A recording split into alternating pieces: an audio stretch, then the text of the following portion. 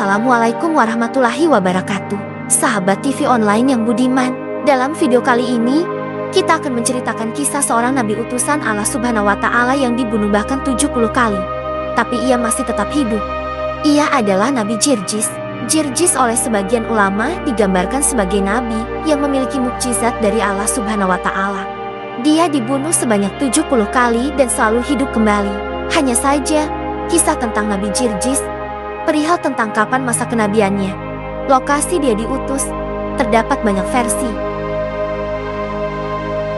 Abinesh Muhammad bin Abdurrahman Al-Hamdani dalam bukunya berjudul As-Sabiat fi Mawaiza Al-Bariyah menyebutkan bahwa Jirjis diutus pada masa Bani Israel yang kala itu dipimpin raja yang bernama Darian. Konon, sang raja mewajibkan rakyatnya untuk menyembah berhala di kuil yang ia bangun. Mereka yang tidak patuh akan dilemparkan ke dalam kubangan api yang menyala-nyala. Sudah banyak rakyat yang menjadi korban kekejamannya. Kemudian, Allah Subhanahu wa Ta'ala mengutus Jirjis bin Kalsin untuk menyeru kebenaran. Suatu ketika Jirjis bertemu dengan Darian, Nabi Jirjis berkata dengan tenang, "Mengapa kamu tunduk menyembah berhala yang tidak dapat mendengar, melihat dan tidak dapat memberi kekayaan kepadamu? Sesungguhnya, harta dan tahta kerajaan, serta seluruh nikmat kemegahan ini kuperoleh sejak aku menyembah berhala-berhala itu, dan aku tidak melihat kesenangan pada dirimu sebagai hasil penyembahanmu pada Tuhan yang engkau agung-agungkan itu," jawab Raja Darian. "Sesungguhnya segala kenikmatan dan kesenangan duniawi akan sirna, sedangkan nikmat akhirat yang Allah Subhanahu wa Ta'ala anugerahkan padaku akan langgeng," ujar Nabi Jirjis. Setelah itu, mereka berdua berdebat makin sengit. Merasa terdesak, emosi Darian bangkit. Saking murkanya pada Jirjis, lalu Darian memerintahkan pengawalnya untuk menyiksa beliau.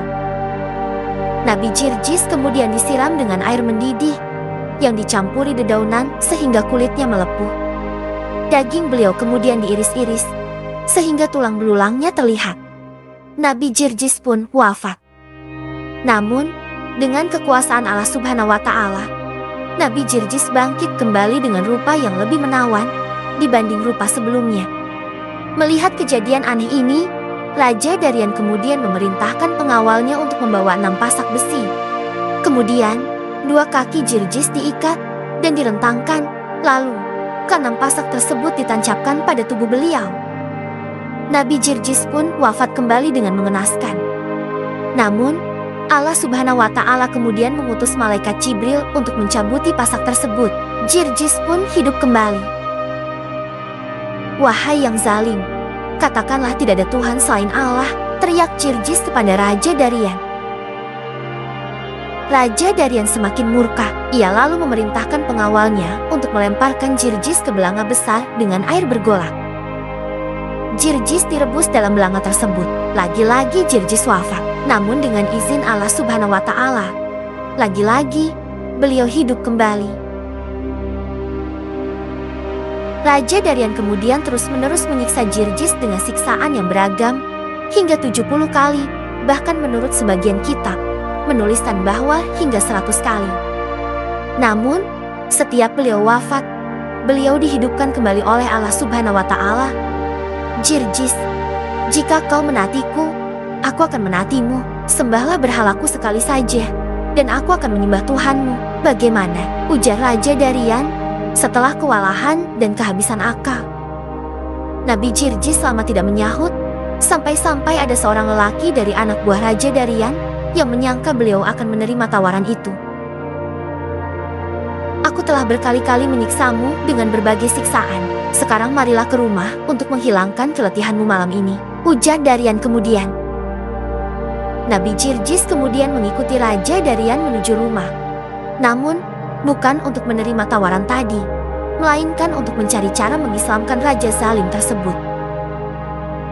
Di rumah Raja Darian, Nabi Jirjis semalam suntuk menunaikan sholat dan membaca kitab Zabur. Bacaannya malam itu meresap ke hati sang permaisuri Raja Darian. Istri Raja Darian itu menangis, kemudian secara diam-diam menyatakan masuk Islam.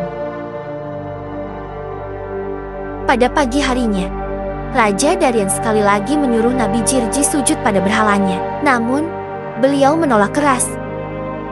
Akhirnya, beliau dibawa ke sebuah gubuk milik seorang nenek pikun yang tinggal bersama putranya yang buta, tuli, dan bisu. Di gubuk itulah, beliau dipenjara tanpa diberi makan dan minum. Suatu hari, ketika merasa lapar, Nabi Jirjis berdoa kepada Allah Subhanahu wa Ta'ala.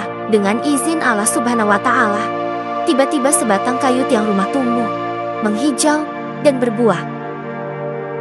Menyaksikan hal yang menakjubkan tersebut, sang nenek memohon kepada Nabi Jirjis untuk berdoa pada Allah Subhanahu wa Ta'ala agar supaya menyembuhkan putranya. Sang nabi pun memenuhi permintaan tersebut. Putra sang nenek tersebut kemudian sembuh dan memeluk Islam. Nabi Jirjis berkata, "Nah, pergilah ke tempat-tempat berhala raja. Sampaikan pada mereka bahwa Nabi Jirjis mengundang mereka."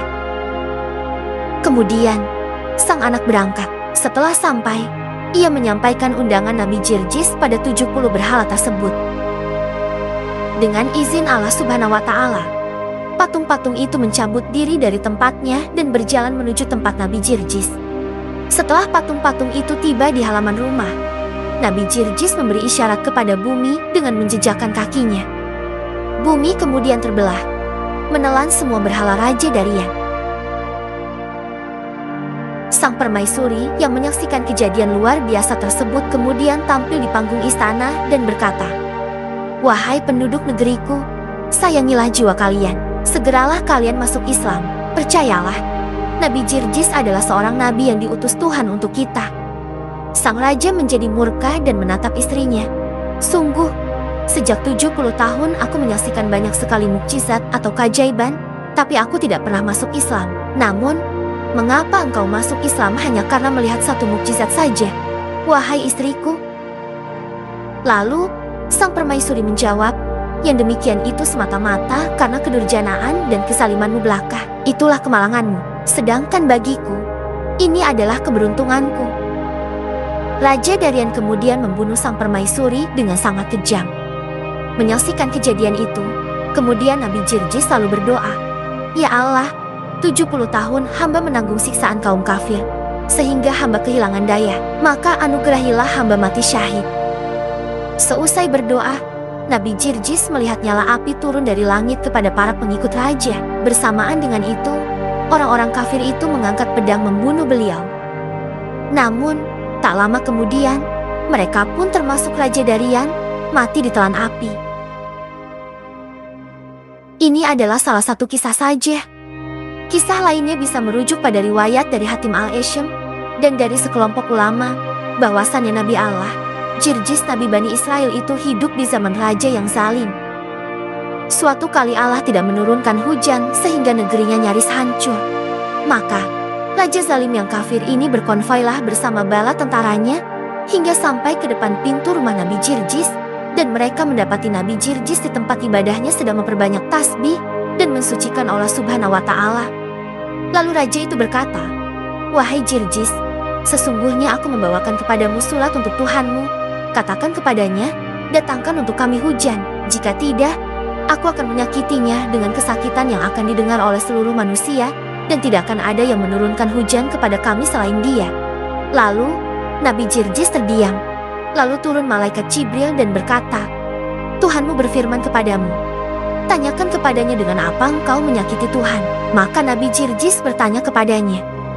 Lalu sang raja menjawab, "Tidak ada kemampuan bagiku untuk menyakitinya, kecuali dengan satu cara, karena ia maha kuat dan aku lemah. Hanya saja aku akan menyakiti kekasihnya.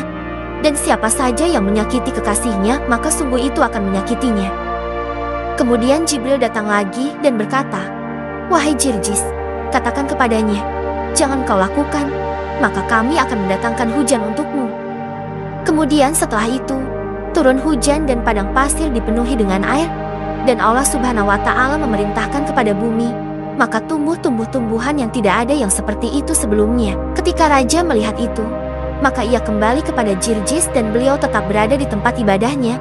Maka Nabi Jirjis keluar menemuinya dan berkata, "Hai kamu, apalagi yang kamu inginkan dari kami?" Jangan engkau sibuk dengan hartamu atas kami. Nabi Jirjis khawatir raja meminta hal yang lain. Maka raja berkata, "Wahai Nabi Allah, aku tidak datang untuk berperang.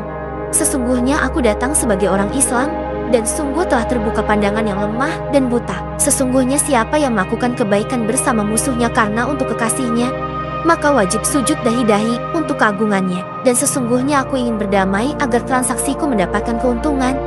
Dan telah nampak bagiku sekarang rahasia tauhid. Dan aku bersaksi tidak ada Tuhan selain Allah, dan tidak ada yang disembah dengan benar selainnya."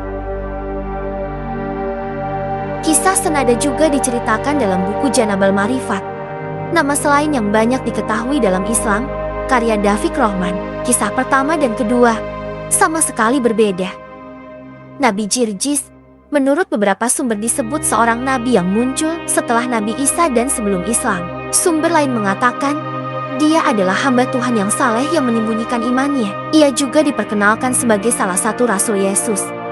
Ada pula yang bilang bahwa Jirjis dikatakan berasal dari Palestina atau Roma. Dia adalah seorang pedagang murah hati yang sering menyumbangkan uang kepada orang-orang yang membutuhkan. Beberapa sumber mengambil kisah Jirjis diilhami oleh karakter Saint John, yang dikenal di kalangan orang Kristen sebagai sosok ilahi dan legendaris. Lalu ada pula yang menyebut Jirjis tinggal di Mosul, Irak.